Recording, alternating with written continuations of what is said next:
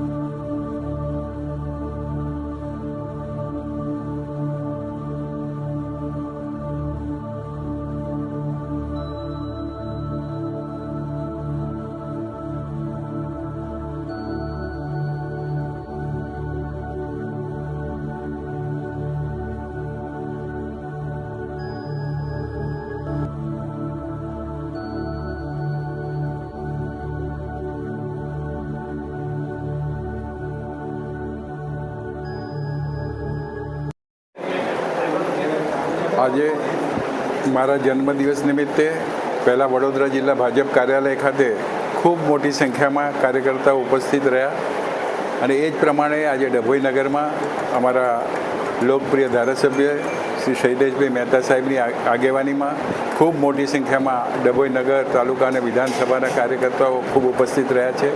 ખૂબ મોટી સંખ્યામાં કાર્યકર્તાઓનો આજે સહકાર મળ્યો, સપોર્ટ મળ્યો, લાગણી હૂંફ મળી છે, એનાથી ખરેખર હું ગદગદિત થયો છું અને છેલ્લા 30 વર્ષની અમારી પાર્ટી માટેની મહેનત ખરેખર મને આજે લાગે છે કે એક સાર્થક છે અને આ સર્વે કાર્યકર્તાઓનો, જિલ્લાના અને નગરના કાર્યકર્તાઓએ જે પ્રેમ, લાગણીને હૂંફ આપી છે એ બદલ હું સૌનો ખૂબ ખૂબ આભાર માનું છું। અસ્તુ, ભારત માતા કી જય, વંદે માતરમ।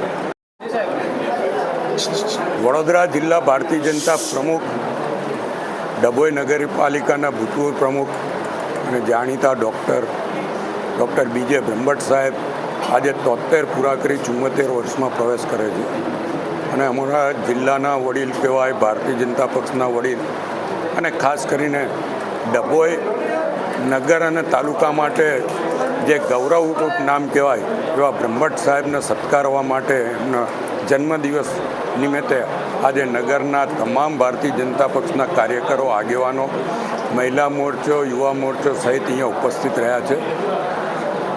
પ્રભુ એમને દીર્ઘાયુષ્ય આપે અને શારીરિક રીતે સ્વસ્થ રાખે એવી અમે પ્રાર્થના કરીએ છીએ અને સતાયુ બનાવે એવી આજે દિલથી કુબેરદાદાને પ્રાર્થના કરું છું।